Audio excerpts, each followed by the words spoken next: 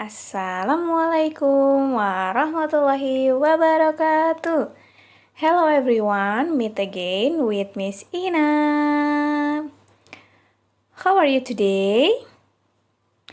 I hope all of you always in good condition. Amin. Okay, today we are going to learn about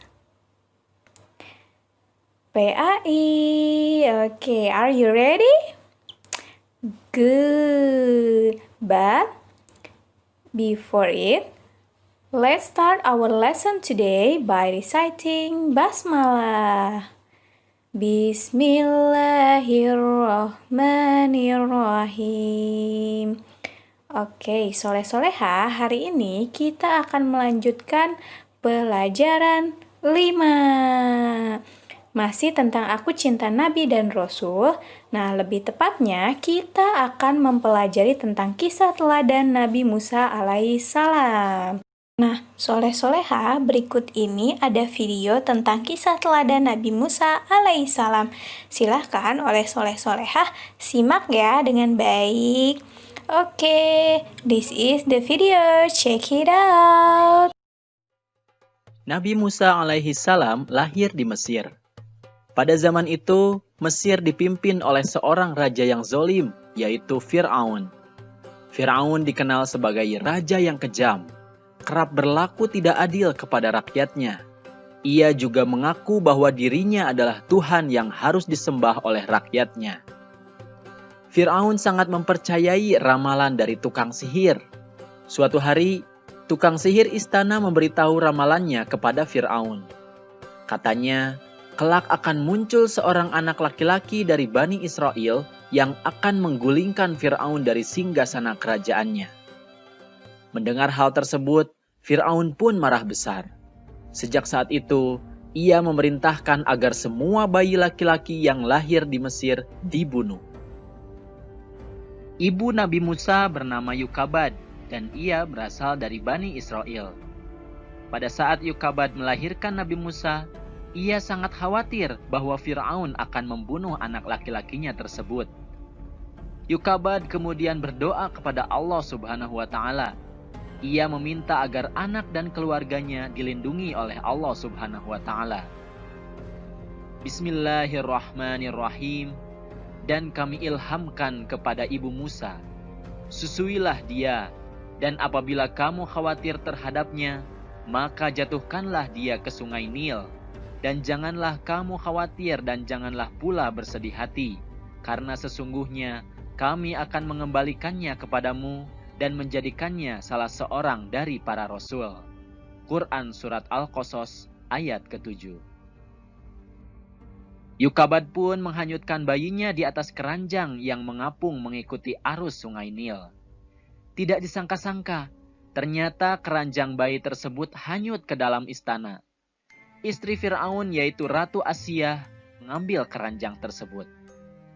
Betapa kagetnya Ratu Asiyah ketika melihat keranjang tersebut berisikan seorang bayi mungil yang masih merah.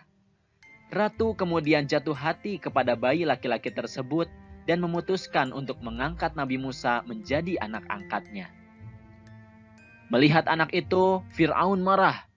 Akan tetapi, dengan bujuk rayu Asiyah, Fir'aun pun luluh hatinya dan ia tidak jadi membunuh Musa kecil. Ratu sangat menyayangi Nabi Musa. Ia menganggapnya sebagai anak sendiri. Suatu ketika Musa kecil menangis karena kehausan. Asiyah memerintahkan pengawalnya untuk mencari ibu yang dapat menyusui bayi itu. Banyak yang sudah mencoba menyusuinya, tapi bayi Musa tetap tidak mau dan terus menangis. Hingga akhirnya ditemukanlah Yukabad yang berhasil menyusui bayi Musa. Ketika disusui, bayi Musa terdiam dan berhenti menangis sampai tertidur nyenyak. Mereka tidak mengetahui bahwa ternyata Yukabad adalah ibu Musa sendiri. Selanjutnya, Asiyah meminta agar Yukabad tinggal di lingkungan istana untuk mengasuh Nabi Musa kecil. Yukabad pun bersedia dan dengan senang hati mengasuh anaknya sendiri di lingkungan istana Fir'aun. Seiring dengan berjalannya waktu, Nabi Musa alaihissalam pun tumbuh dewasa. Ia menjadi pria gagah berani dan berpengetahuan yang berakhlak terpuji. Ia melihat banyak ketidakadilan yang dilakukan oleh penguasa kepada Bani Israel. Hingga pada suatu hari, tanpa sengaja Nabi Musa memukul seorang bangsa Mesir hingga tewas demi membela seorang Bani Israel. Nabi Musa pun memohon maaf dan bertaubat kepada Allah. Mendengar kabar itu, Fir'aun marah besar dan meyakini bahwa Musa adalah anak yang diramalkannya dulu. Lalu Fir'aun memerintahkan pengawalnya untuk memburu dan membunuh Nabi Musa. Seorang laki-laki yang mengetahuinya bergegas datang kepada Nabi Musa. Laki-laki tersebut mengatakan bahwa pengawal Fir'aun sedang berunding tentang Nabi Musa untuk membunuhnya. Dia pun menasihati Nabi Musa untuk keluar dari kota ini. Nabi Musa pun mengikuti nasihat laki-laki tersebut dan meninggalkan kota dengan perasaan takut. Nabi Musa pun berdoa, Bismillahirrahmanirrahim. Ya Tuhanku, selamatkanlah aku dari orang-orang yang zalim itu. Quran Surat Al-Qasas ayat 21. Sesampainya di negeri Madian, ia menjumpai sekumpulan orang yang sedang memberikan minum kepada ternak mereka. Di antara mereka, ada 2 orang gadis yang sedang menambatkan ternaknya. Nabi Musa menyapa, "Mengapa tidak ikut bersama mereka mengambil air?" Kedua gadis itu menjawab, "Kami tidak dapat mengambil air kecuali sesudah orang-orang itu telah selesai mengambilnya.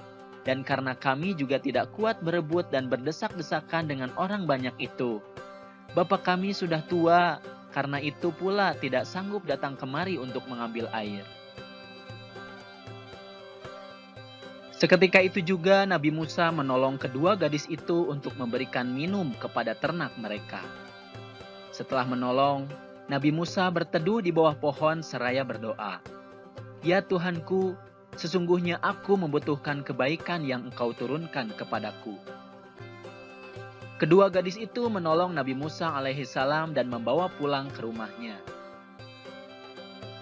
Mereka menceritakan kepada ayah mereka bahwa telah ditolong seseorang yang berhati mulia. Ternyata ayah kedua wanita itu tak lain adalah Nabi Syuaib alaihissalam. Disinilah perjumpaan antara Nabi Syuaib alaihissalam dengan Nabi Musa alaihissalam. Salah seorang dari gadis itu berkata, "Wahai ayahku, ambillah ia sebagai orang yang bekerja kepada kita. Kelihatannya ia orang yang kuat dan dapat dipercaya." Nabi Syuaib pun berkata bahwa dia bermaksud menikahkan salah satu dari putrinya setelah bekerja 8 tahun bersamanya.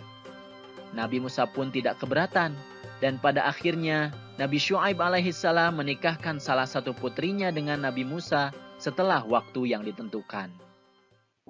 Nabi Musa alaihissalam diangkat menjadi rasul ketika pada suatu hari melihat api dari sebatang pohon.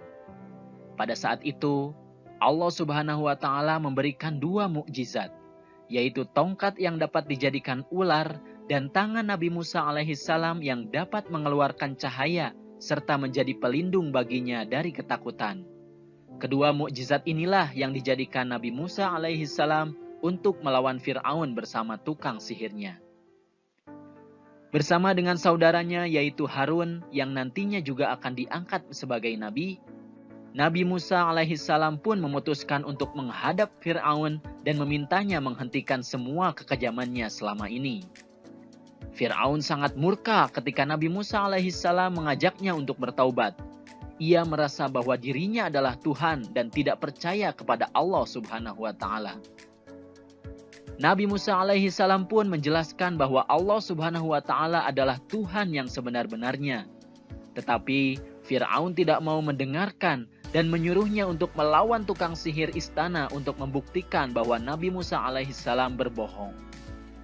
Nabi Musa pun kemudian mengiyakan tantangan tersebut. Pertandingan tersebut diadakan beberapa hari kemudian di lapangan istana. Di hari perjumpaan itu, tukang sihir Fir'aun berkata, "Ya Musa, lemparkanlah tongkatmu lebih dahulu, atau kami yang akan memulai lebih dahulu." Nabi Musa alaihissalam pun berkata, "Kamulah yang lebih dahulu." Lalu tukang sihir Fir'aun melemparkan tali-tali dan tongkat-tongkatnya yang kemudian berubah menjadi ular-ular. Pada saat itu, Allah Subhanahu wa Ta'ala berfirman, Bismillahirrahmanirrahim, dan lemparkanlah apa yang ada di tangan kananmu. Niscaya ia akan menelan apa yang mereka perbuat. Sesungguhnya apa yang mereka perbuat itu adalah tipu daya tukang sihir belaka, dan tidak akan menang tukang sihir itu dari mana saja ia datangnya. Quran Surat Toha ayat 69. Nabi Musa alaihissalam pun melemparkan tongkatnya. Seketika itu jadilah ular besar merayap sambil memakan ular-ular tukang sihir Fir'aun. Kejadian ini membuat sebagian tukang sihir Fir'aun mengaku kalah dan bersujud kepada Allah Subhanahu wa Ta'ala. Karena melihat tukang sihir tersebut telah beriman kepada Nabi Musa alaihissalam, demikian juga istrinya Siti Asiyah, maka Fir'aun bertambah marah dan ganas. Hari-hari kemudian, Fir'aun bertindak semakin kejam kepada Bani Israel. Bersama bala tentaranya, dia menyiksa orang-orang yang beriman. Melihat yang demikian, Allah pun menurunkan azab kepada masyarakat Mesir dan kerajaan Fir'aun. Di antaranya adalah hujan yang tidak henti-hentinya, wabah belalang, katak, dan air yang berubah menjadi darah. Fir'aun pun berjanji kepada Nabi Musa untuk menyembah Allah, asalkan Nabi Musa berdoa untuk menghentikan azab itu. Namun itu semua adalah tipu dayanya. Setelah Nabi Musa berdoa kepada Allah Subhanahu wa Ta'ala untuk menghentikan azab-azab itu, Fir'aun pun tetap tidak menyembah Allah dan malah semakin menyiksa Bani Israel yang menjadi pengikut Nabi Musa. Allah Subhanahu wa Ta'ala pun berfirman, Bismillahirrahmanirrahim, dan kami wahyukan atau perintahkan kepada Musa, pergilah di malam hari dengan membawa hamba-hambaku atau Bani Israel, karena sesungguhnya kamu sekalian akan disusuli. Quran Surat Asy-Syu'ara ayat 52. Akhirnya, Nabi Musa alaihissalam dan orang-orang yang beriman mundur dan melarikan diri dari kota Mesir. Fir'aun dan tentaranya pun mengejar Nabi Musa alaihissalam dan pengikutnya sampai ke dekat Laut Merah. Nabi Musa alaihissalam dan pengikutnya kebingungan karena tidak ada jalan lagi. Pada saat itulah turun wahyu dari Allah Subhanahu wa Ta'ala. Bismillahirrahmanirrahim. Lalu kami wahyukan kepada Musa, pukullah lautan itu dengan tongkatmu. Maka terbelahlah lautan itu, dan tiap-tiap belahan adalah seperti gunung yang besar. Quran Surat Asy-Syu'ara ayat 63. Setelah memukulkan tongkatnya ke laut, tiba-tiba saja laut membelah menjadi dua bagian. Jalan yang panjang telah terbentang di hadapan mereka. Nabi Musa alaihissalam dan pengikutnya terus berlari mengikuti jalan panjang yang telah terbentang menuju seberang. Di kejauhan, terlihat Fir'aun dan bala tentaranya terus saja mengejar Nabi Musa alaihissalam. Akhirnya, Nabi Musa alaihissalam sampai di seberang dengan selamat, sementara Fir'aun dan tentaranya masih berada di pertengahan jalan. Di saat itulah, Allah Subhanahu wa Ta'ala mengembalikan Laut Merah seperti semula. Fir'aun dan tentaranya pun ditelan oleh air laut. Itulah alasan mengapa laut tersebut disebut Laut Merah. Demikianlah pembalasan dari Allah Subhanahu wa Ta'ala terhadap orang-orang yang durhaka. Nah, soleh-soleha itu dia kisah teladan Nabi Musa alaihissalam. Nah, dari kisah tersebut, ada teladan Nabi Musa alaihissalam yang dapat kita contoh dalam kehidupan sehari-hari kita. Nah, apa sajakah itu? Nah, yang pertama yaitu gemar menolong. Yang kedua yaitu pemberani dan pantang menyerah. Yang ketiga yaitu tegas menegakkan kebenaran. Dan yang keempat, yang terakhir yaitu bekerja keras. Nah, soleh-soleha, mudah-mudahan keteladanan Nabi Musa alaihissalam tersebut dapat kita contoh dalam kehidupan sehari-hari kita ya. Amin ya robbal alamin. Oke, supaya kalian lebih paham lagi, silahkan kerjakan tugas berikut ini ya soleh-soleha. Di sini ada 4 pertanyaan. Silahkan oleh soleh-soleha dikerjakan, ditulis, dan jangan lupa ketika setelah selesai, silahkan dikirimkan ke gurunya masing-masing ya soleh-soleha. Keep spirit! Okay, that's all for today learning PAI. Nah, soleh-soleha, mudah-mudahan pembelajaran hari ini dapat bermanfaat untuk soleh-soleha dan menjadikan ilmu yang baru untuk soleh-soleha. Thank you for today and thank you for your attention. Wassalamualaikum warahmatullahi wabarakatuh.